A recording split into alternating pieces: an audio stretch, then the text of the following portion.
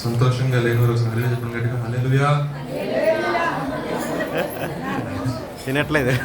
Right ఏం కాదు, మనమే ఏం కాదు. ఇప్పుడు చెప్పండి, సంతోషంగా ఉన్న వాళ్ళందరూ గట్టిగా హల్లెలూయా చెప్పండి ఒకసారి. హల్లెలూయా. ఎందుకు ఈ సంతోషం చెప్పండి. గుడ్ ఫ్రైడే, శుభ శుక్రవారం. శుభ శుక్రవారం అంటే దీనికి ఆ పేరు ఎందుకు వచ్చిందండి అసలు? సో ఇక్కడ చాలా మంది బీటెక్ చేసిన ఉన్నారు, జాబ్ చేస్తున్న వాళ్ళు చాలా మంది ఉన్నారు. కొన్ని విషయాలు మనం తెలుసుకోవాలి వాస్తవంగా, కానీ సమయం లేదు కాబట్టి 5-10 నిమిషాలు నేను గురించి ఆశపడుతున్నా. దేవుని యొక్క ఆత్మ నడిపిస్తే మరి ఎంతసేపు నడిస్తే నాకు తెలియదు. సరే, ముందులే చెప్తున్నా. శుభ శుక్రవారము, చాలా శుక్రవారం ఉన్నాయి. మనం యేసుక్రీస్తు వారిని సిలువ వేసిన దినము, సర్వ మానవాళి కొరకు ఆయన ప్రాణం పెట్టిన దినము. ఆ దినము శుక్రవారం రావటం, అదే విధంగా నెక్స్ట్ డే విశ్రాంతి దినము, తర్వాత పునరుద్ధాన దినము. సో శుక్రవారం ఏమని పిలుస్తున్నారంటే శుభ శుక్రవారం అని పిలుస్తారు. అంటే అందరికి అది మేలు చేసింది. ఏం చేసిందండి? యేసు ప్రభువారు మన కొరకు ప్రాణం పెట్టుట మనకేమైంది? అది మేలు, సంతోషం.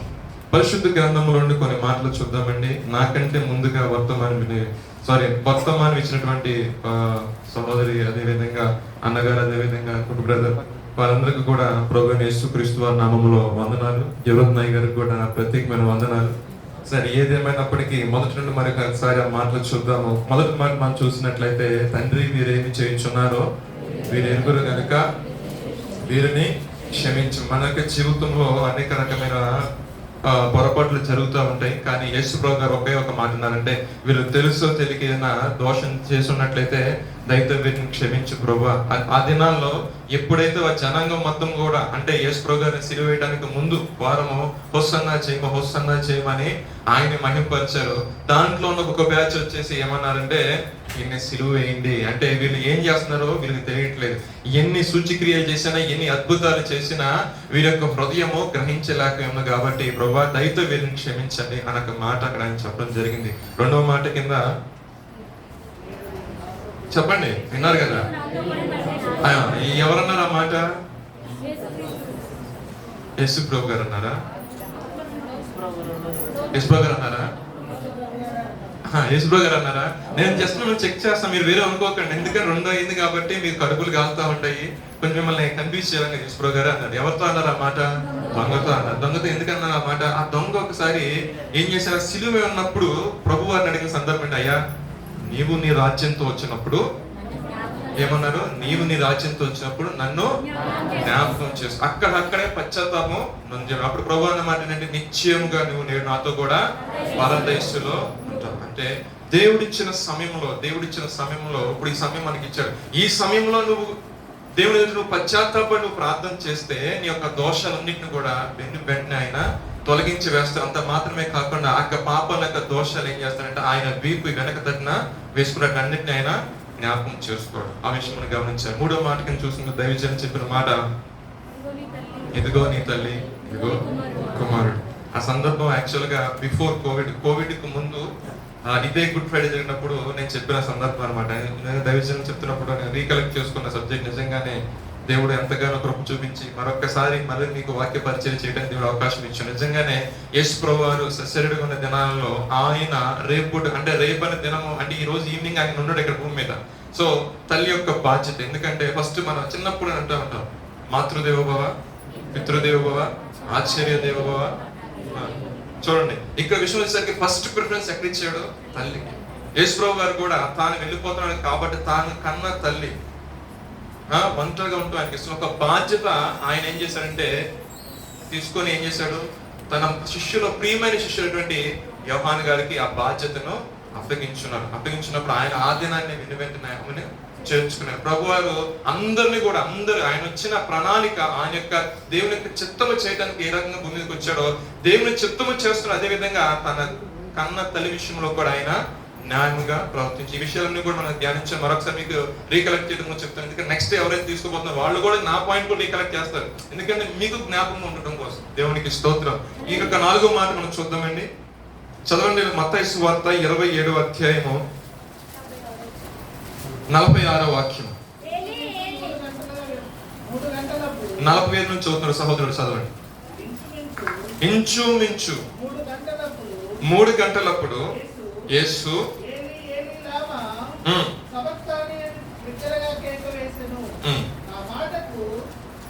మత్తయి సువార్త 27వ అధ్యాయం 46వ వాక్యం. నా దేవా నన్నెందుకు చెయ్యి విడిచితివి యొక్క సందర్భాన్ని కొంచెం ముందులో వెళ్దామండి. కొంచెం ముందుకు వెళ్ళినట్లయితే యేసు ప్రభువారు సస్యగా ఉన్న దినాల్లో ఆయన అనేకమైన అద్భుతమైన కార్యాలు చేశారు, అనేకమైన సూచక్రియలు చేశారు, చనిపోయిన వారిని లేపారు. అదే విధంగా రోగంతో బాధపడే వాళ్ళందరూ కూడా ఏం చేశారంటే స్వస్థతనిచ్చారు. ఎక్కడికి వెళ్ళినా ఆయన యొక్క పేరు ఎటువంటి కలుగుతుందంటే మారుమోగిపోతుంది. ఏ ప్లేస్కి వెళ్ళినా సరే, ఏ చోటకి వెళ్ళినా సరే ఆయన గురించే మాట్లాడుతున్నారు. ఆయన యొద్దకే జనం పరిగెత్తుకుంటూ వస్తున్నారు. అయితే ఆయన శరీరధారికి ఉన్న దినాలు ఒక మాట ఉన్న శిష్యులు ఏంటంటే, నేను చనిపోయి 3వ దినమందు లెగుస్తాను. యోనా చేప గడుపులో 3 దినాలు ఏ విధంగా ఉండి 3వ దినం బయటకు వచ్చాడు, ఆ రకంగానే నన్ను కూడా మీరు చూస్తారు, నేను పునరుద్ధరణ లేస్తానని చెప్పాడు. అయితే ఇక్కడ జరిగిన సందర్భం ఏంటంటే, ఒక సందర్భం వచ్చింది, దేవుని యొక్క చిత్తం నెరవేర్చే గడి వచ్చింది. ఆ గడి వచ్చేసరికి ఏం జరిగిందంటే, లోక పాపం మొత్తము కూడా ఆయన తన యొక్క వీపు మీద మోసుకోవాల్సిన సమయం ఏర్పడింది. ఆ సమయంలో జరిగిన సందర్భం ఏంటంటే, ఎప్పుడైతే మనుషులందరూ పాపము ఆయన మీదకి వచ్చిందో అప్పుడు దేవుడు ఏం చేశాడంటే ఆయన యొక్క చెయ్యిని చూపెట్టాడు. ఎందుకంటే పాపంతో ఉన్నవారితో ఆయన సాంగత్యం చేయడు. ఎందుకని అడుగుతారు, ఆయన పరిశుద్ధుడు, నిత్యము పరిశుద్ధమైన దూతలతో పరిశుద్ధుడు పరిశుద్ధుడు పరిశుద్ధుడు కొనియాడబడే దేవుడు పాపిని చేర్చుకునేవాడు కాదండి. పాపిని దగ్గరికి వచ్చి ఇలా ముట్టుకునేవాడు కాదు. కానీ దేవునికి ఒక ఆశ ఉంది ఏంటంటే, తన స్వరూపంలో ఒక వ్యక్తిని ఆయన చేసుకున్నాడంట, ఆదాము చేసుకున్నాడు. ఆదాము పాపం చేయటం వల్ల ఆ ఏదైనా మన నుండి ఆయన్ని గెంటి వేశాడు. కానీ దేవునికి లోపల ఆశ మాట కలిగిపోయి, నేను సృష్టించుకున్న ప్రజలు నాతో ఉండాలి కదా అని ఆయన ఏం చేశాడంటే ప్రవక్తల ద్వారా మాట్లాడించాడు, మేఘంలో దిగి వచ్చాడు. అయినా సరే ఆయనకి ఎవరు కూడా లోబడినట్టే ఉంటున్నారు. కానీ ఆయన సంకల్పం ఏ 2-3 రక్షించబడటం కాదు, ప్రతి ఒక్కరు కూడా రక్షించబడటం ఆయన సంకల్పం. కాబట్టి ఈసారి ఆయన కూర్చొని ఆలోచన చేస్తా ఉన్నాడు, చేసి తన కుమారుని యేసు ప్రభు వారిని ఈ భూమి మీదకి ఆయన పంపించడం జరిగింది. ఆయన వచ్చి సర్వ మానవాళి అందరి కొరకు బలియాగంగా ఆయన మార్చబడి ఉన్నాడు. ఈ మార్చబడడానికి గల ముందు ఏంటంటే, మనిషిని యొక్క పాపాలన్నింటినీ కూడా ఆయన భుజం వేసుకున్నాడు. పాత నిబంధన కాలంలో చూసినట్లయితే ఎవరైనా దోషం చేసినా, ఎవరైనా పాపం చేసినా, వాళ్ళ యొక్క గొర్రెను గాని, ఒక మేకను గాని, లేదంటే ఒక పొట్టేలు గాని, లేదంటే 2 జతల పావురాలు గాని, పిచ్చిలు గాని తీసుకుని వెళ్ళి బలిపీఠం మీద ఏం చేయాలండి, యాజకునికి ఇస్తే యాజకులు ఏం చేస్తారంటే, నేను తప్పు చేశాను అనుకోండి, పాస్టర్ గారు పిలుస్తారు. పిలిచి ఏంటంటే, నా చేతులు ఆ యొక్క పశువు మీద, అంటే ఏదైతే నువ్వు బలి ఇవ్వడం దాని మీద పెట్టించి దైవజనుడు ప్రార్థన చేస్తాడు. ఆ ప్రార్థన చేసినప్పుడు నాలో ఉన్న పాపం మొత్తం కూడా దేంట్లో కలుగుతుంది, ఆ బలి పశువులో కలుగుతుంది. ఆ బలి పశువుకి వెళ్ళిన తర్వాత దాన్ని తీసుకువెళ్ళి వధించి ఆ రక్తాన్ని తీసుకెళ్లి ఆ అతి పరిశుద్ధ స్థలం ఒలికిస్తారు. ఇఫ్ ఇన్ కేస్ నేను ఏదైనా పొరపాటు ఒప్పుకోకుండా ఏదైనా తీసుకొచ్చిన దాంట్లో ఏదైనా దోషం ఉందనుకోండి, ఆ పరిశుద్ధ రక్తం తీసుకెళ్ళిన దైవజనుడు ఆ పరిశుద్ధ స్థలంలోకి వెళ్ళి వెనక్కి తిరిగి వచ్చేవాడు కాదు. అంటే ఎంత నియమం ఉందో చూడండి. అంటే అర్పించే రక్తము పరిశుద్ధమై ఉండాలి. అందుకంటే పరిశుద్ధంగా రాయబడింది, ఆయనకు అర్పణ అర్పించేటప్పుడు అంట ఆ యొక్క ఏదైతే బలి పశువు ఉందో దాన్ని అంతా కూడా పరిశీలన చేసేవారు. దానికన్నా బొల్లు గాని, మచ్చ గాని, పొడలు గాని, కుంటిది గాని, గుడ్డిది గాని, గోనుది గాని ఏముంటాయి, బలికి పనిచేయండి. ఎంతో శ్రేష్టమైనది కావాలి. యేసు ప్రభు వారు కూడా తన యొక్క యవ్వన కాలం, మిక్కిలి యవ్వన కాలం ఇంచుమించు 33.5 సంవత్సరాలు, 30 సంవత్సరాలు అనుకోండి, నాకన్నా 34 వచ్చినాయి అనుకోండి, సరే నాకన్నా ఒక 6 months బ్యాక్ వేసుకోండి, అంటే 33, అంటే మంచి యవ్వన వయసులో ఆయన ఏం చేశాడంటే సర్వ మానవులందరి కొరకు ఆయన సిలువ ఎక్కారు. అయితే ఇక్కడ జరిగిన సందర్భం ఏంటంటే, చాలా మంది ప్రధానులు, శాస్త్రులు వాళ్ళందరూ కూడా వచ్చి తల ఊపుకుండా దేవాలయం పడగొట్టు 3 రోజులు లేపుతున్నవాడు వీడేనా, ఫస్ట్ ఆఫ్ ఆల్ వీడిని సిలువ మీద నుంచి వీడిని రక్షించుకోమనండి. ఆ అధ్యాయం ముందో చదవండి, ఈ పేరు తిప్పితే ఉండదు. చాలా మంది వ్యంగ్యంగా వెటకారంగా మాట్లాడారు. అయినా సరే హెబ్రీ రాసిన పత్రికలో 12వ అధ్యాయంలో ఒక మాట ఉంది, ముందున్న ఆనందము కొరకై ఆయన ఏం చేశాడండి, అవమానాన్ని నిర్లక్ష్య పెట్టాడు. అవమానం పెద్ద పట్టించుకోవాలా, చక్కగా కూర్చోబెట్టారు. తీసుకొచ్చి పిలాతు చూస్తే ఆయనకి ఏ దోషము కనపడలా. నువ్వు యూదులకు రాజ్యం అని అడిగాడు అంతే. అవును, యూదులకు రాజ్యం, నీ రాజ్యం అంటే నా రాజ్యము భూ సంబంధమైంది కాదు. ఆయన మీద అసలు ఆయనలో ఏ పాపం కనపడలే, ఏ దోషము కనపడలే, ఏ శిక్ష వేయడానికి. కానీ ఆయన ఏమంటున్నారు, మీరు సిలువ వేయండి, సిలువ వేయండి, సిలువ వేయండి అని ఒక జనాంగము అరుస్తూ ఉంటే పరిశుద్ధ గ్రంథంలో రాయబడిన మాట, వారు అరుపులే గెలిచాయంటే. చివరికి వాళ్ళ అరుపులే గెలిచాయంట. ఆయన దగ్గరికి వచ్చినప్పుడు ఆయన ఎంతగా అవమానపరిచారంటే, ఆయన కూర్చోబెట్టారు, ఆయన వస్త్రాలు లాగేసారు, వేరొక వస్త్రం కట్టారు, ఆయనకి నెత్తి మీద ముళ్ళ కిరీటం పెట్టారు, చెంపకున్న గడ్డను లాగారు, మొహం మీద కొట్టారు, వెనక కళ్ళు మూసుకోవాలని అని చెప్పి పిడుగుతుకుతారు. అలా రాయకుండా కానీ ఇంకా అతి ఘోరంగా ఆయన్ని ఎంతగా అవమానపరచాలో అన్ని రకాలుగా ఆయన్ని అవమానపరిచిన. ఒక మాట ఏంటంటే, ఆయన గెత్సేమనే తోటలో ప్రార్థన చేస్తున్నప్పుడు ఒక శిష్యుడు వెళ్ళి ఒక వ్యక్తి యొక్క సైనికుడు చెవు నరికినప్పుడు, ఆయన నేను కోరుకుంటే నా తండ్రి నాకు 12 శానములు మప్పిడా అంటే, నేను నువ్వు యుద్ధం చేయలేదు, ఆయన వచ్చి అంటే దేవతలు వచ్చి వారికి యుద్ధం చేయదా. కానీ ఇక్కడ ఏంటంటే యేసుప్రభు గారు ఇమ్మీడియట్ గా రియాక్ట్ అవ్వలేక కాదండి, ఆయన రావడానికి ఒక పర్పస్ ఉంది, ఒక కారణం ఉంది. ఆయన కారణ జన్ముడు కాబట్టి ఆయన వచ్చిన పైన ఆయన నిర్వర్తించాలి. ఈ మధ్యలో ఉన్నదాన్ని ఆయన ఎక్కడో కూడా పట్టించుకోలేదు. ఎందుకంటే తండ్రి చిత్తము చేయడానికి కానీ, తండ్రి చిత్తం ఏంటంటే సర్వ మానవాల కొరకు ఆయన ప్రాణం పెట్టాలి. ఆయన చిందించే రక్తం ద్వారానే పాపక్షమం. అందుకే కదా పరిశుద్ధ గ్రంథం రాయబడిన మాట, యెషయా గ్రంథం 53:10 తీయండి. అతను నలగొట్టండి యెహోవాకి, చదవండి ఒకసారి. అతను నలగొట్టుటకు యెహోవాకి ఇష్టమైనది, ఆయన అతనికి వ్యాధి కలుగజేసెను.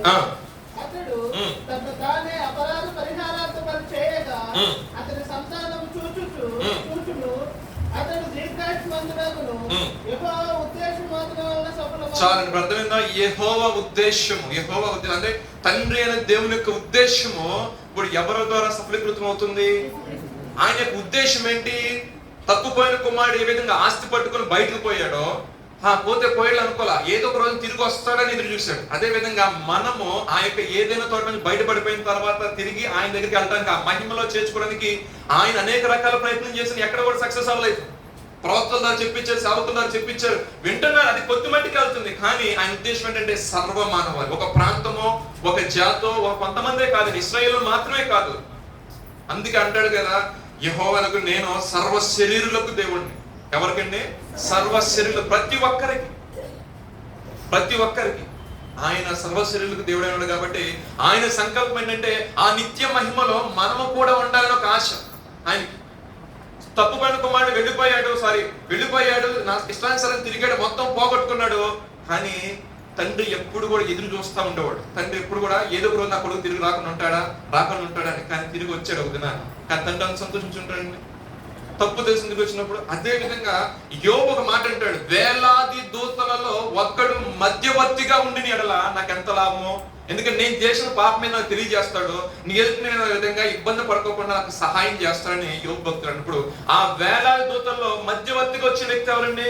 యేసు ప్రభువు. అంటే ఎప్పుడైతే ఆ బంధము తెగిపోయింది, ఆ బంధాన్ని అంటే తండ్రికి కుమారుడికి ఉన్న బంధం ఎప్పుడైతే తెగిపోయిందో, ఆ బంధాన్ని కలపడానికి యేసు ప్రభువారు వచ్చి ఉన్నారు. ఎప్పుడైతే ఆయన మీద మనకు పాప మొత్తం వెళ్ళిపోయిందో, దేవుడు ఏం చేశాడంటే అప్పుడు దాకా మాట్లాడిన దేవుడు, అప్పుడు దాకా సహాయం చేసిన దేవుడు, అప్పుడు దాకా లాజరు చనిపోయి అప్పటికే 3-4 దినాలు అయిపోయినప్పటికీ కూడా ఆయన తండ్రి ఇప్పుడు ఈ గడియలో నీ కుమారుని మహిమపరచుకొని ప్రార్థన చేసిన వెంటనే చనిపోయిన లాజరు లేపిన దేవుడు ఒకేసారి కామ్ అయిపోయాడు.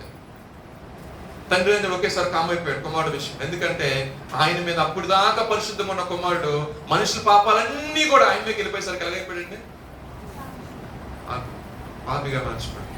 అప్పుడు ఆయనకంటే ఆయన నలగొట్ట ఆయనకి ఇష్టమైంది. అయితే మీకు ఎవరు తెలుసు, యెషయా గ్రంథంలో ఒక మాట చూడండి, 59వ అధ్యాయం ఒక వాక్యం ఉంది చూడండి. రక్షింపు నేరకున్నట్లు యెహోవా హస్తం కురచ కాలేదు. చదవండి.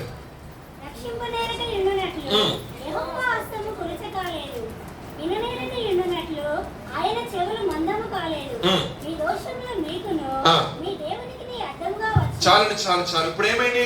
అప్పుడు దాకా దేవుడు మాట్లాడాడు. ఎప్పుడైతే యేసు ప్రభు వారి మీదకి మనందరి దోషం అన్ని పాపాలు ఆయన మీదకి వెళ్ళిపోయేసరికి ఆయన ఏమైపోయాడండి? జస్ట్ నోట్లో మాట్లాడట్లేదు. ఆయన మాట్లాడకపోయేసరికి ఇంచుమించు 3 గంటలు అయిపోయింది. 3 గంటలు అయిపోయిన తర్వాత అప్పుడు యేసు ప్రభు గారు గట్టిగా అరిచారు, ఏలీ ఏలీ లామా సబక్తాని అని. నా దేవా నా చెయ్యి ఎందుకు విడిచిపెట్టావు? ఒకేసారి వినేసరికి పక్కన శిష్యులు అనుకున్నారు, అరే బాబు ఈయన ఏలియాని పిలుస్తున్నాడేమో, ఏలియా వస్తాడేమో అనుకున్నారు. కొంతమంది అనుకున్నారు ఇంకేదో అద్భుతం జరగబోతుందని, కొంతమంది గబో తీసుకెళ్లిపోయి వాటర్ అంటే చేదైన చెరువు తీసుకెళ్లి పెట్టిన ఆయన తాగలేదండి, రుచి చూడలేదంటే. ఇంకొక ఆయన ఒక ఏలి వస్తాడేమో అని చెప్పేసి చూతురు అని అక్కడ రాసిన మాట ఏంటంటే బళ్ళింతో పొడిచారంట. ఆఖరి రక్తం పట్టు కూడా కారిపోయి ఆ డొక్కల నుంచి నీళ్లు గారి అంటే ఏమీ లేదు. అంటే మానవులందరి కొరకు, అంటే సర్వ మానవాల కొరకు ఆయన ఆఖరి రక్త పట్టు కూడా ఆయన చిందించున్నాడు. ఎప్పుడైతే ఆ మాట చెప్పి కామ్ అయిపోయాడో వెంటనే దేవాలయం మధ్యలో తెర చిరిగిపోయిందండి. ముందర ఏమైందండి? తెర చిరిగిపోయింది. అంటే అతి పరిశుద్ధ స్థలానికి ఉన్న ఆ తెర ఏమైపోయిందంటే చిరిగిపోయింది. ఇప్పుడు డైరెక్ట్ గా అతి పరిశుద్ధ స్థలంలోకి వచ్చిన డైరెక్ట్ గా అతి పరిశుద్ధ స్థలంలో దేవుడు చూడొచ్చు. అదే విధంగా పరిశుద్ధ స్థలంలో వ్యక్తి డైరెక్ట్ గా యాక్సెస్ ఉంది అతి పరిశుద్ధ స్థలంలోకి. ఆ యాక్సెస్ ఇచ్చిన వ్యక్తి ఎవరంటే యేసు ప్రభు వారు మాత్రమే. దేవునికి స్తోత్రం. ఈ రోజు నీ కొరకు నా కొరకు యేసు ప్రభు గారు రాకపోయారు అనుకోండి, మనము అతి పరిశుద్ధ స్థలంలో నివసించటకు యోగ్యులుగా అతులుగా మనము మార్చబడే వాళ్ళము కాదండి.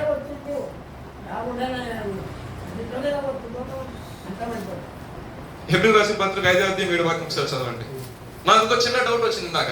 అంటే మీకు నేను రైట్ చేయడం కాదు, కానీ నాకు అది వరకు కూడా చాలా మంది ఆకున్న రాజకీయ పరిస్థితులు బట్టి ఏదైనా దోషం చేస్తే ఆ దోష శిక్షకి వీడికి ఇక భరించలేని శిక్ష లేదన్న వాడికి ఏం చేశాడంటే శిలువ మరణం వేసేవాడు. నేను అంటాను, శిలువ మరణం పొందిన ప్రతి ఒక్కరి వల్ల మన రక్షణ కలుగుతుందా?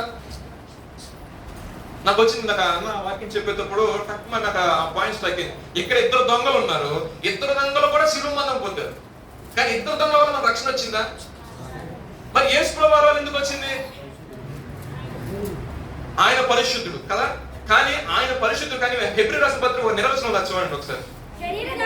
శరీరధారి ఉన్న దినములలో మహారోదనతోనూ కన్నీళ్లతోనూ తన్ను మరణం నుండి రక్షింపగలవానికి యాచనలను సమర్పించి భయభక్తులు కలిగి ఉన్నందున దేవునికి స్తోత్రం. హల్లెలూయా. ఏ అర్పణ పడితే అర్పణ అంగీకరించబడదు.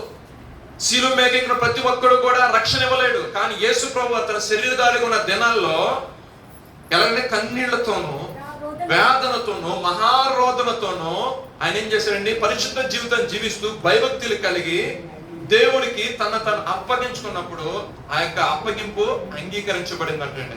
అంగీకరించబడటం కాదు, ఇంక కింద చదువుకుంటాడు ఒకసారి చదువుకుంటాడు. ఆయన కుమారుడైండి తాను పొందిన శ్రమల వలన, మళ్ళీ చదవండి. ఆయన కుమారుడైండి తాను పొందిన శ్రమల వలన విధేయతను నేర్చుకొనెను మరియు ఆయన సంపూర్ణ సిద్ధి పొందినవాడై మెల్కీసెదెకు యొక్క క్రమమున చేరిన ప్రధాన యాజకుడై చదవండి. తనకు విధేయులైన వారందరికీ నిత్య రక్షణకు కారకుడు ఆయన. పన్ను చప్పటం గట్టిగా దేవునికి స్తోత్రం. హల్లెలూయా. నిత్య రక్షణకు ఆయన కారకుడు అయ్యాడు. ఎందుకని? ఆ విధేయత, ఆ యొక్క భయభక్తులు దేవుని ఎదుట ఆయన సమర్పించుకున్నాడు. ఆ విధేయతను బట్టి ప్రధాన యాజకుడు మెల్కీసెదెకు క్రమం అంటే భార్యలు ఉన్నారు, పిల్లలు ఉన్నారు, అంతే సేవకు అర్పించుకోవడమే. మెల్కీసెదెకు క్రమం చొప్పున ఆయన ఏం చేశాడండి? ప్రధాన యాజకుడు స్థానంలోకి వెళ్ళిపోయాడు. ఆ విధేయతను బట్టి నిత్య రక్షణకు నీకు నాకు, అంటే ఆయన యందు ఎవరైతే విధేయత కలిగి ఉంటారో వాళ్ళందరూ కూడా నిశ్చయముగా వారు పరలోక రాజ్యంలో ఉంటారు. దేవునికి స్తోత్రం. హల్లెలూయా. దేవుడు తన వినుకులు కొద్ది మాటలు ఆశ్రయించి దీవించును గాక. ఆమేన్. ప్రార్థన చేసుకుందాం. పరిశుద్ధ జీవాధిపతి మీకు స్తుతులు స్తోత్రాలు చెల్లిస్తున్నాం నాయన. ఈ యొక్క మధ్యాహ్న కాలపు వేళ ప్రభా నా తండ్రి, మా యొక్క దోషములు, మా యొక్క ప్రభా నా తండ్రి పాపములు కొరకు యేసు ప్రభు వారిని నీ కుమారుని మీరు మాకు అనుగ్రహించారు తండ్రి.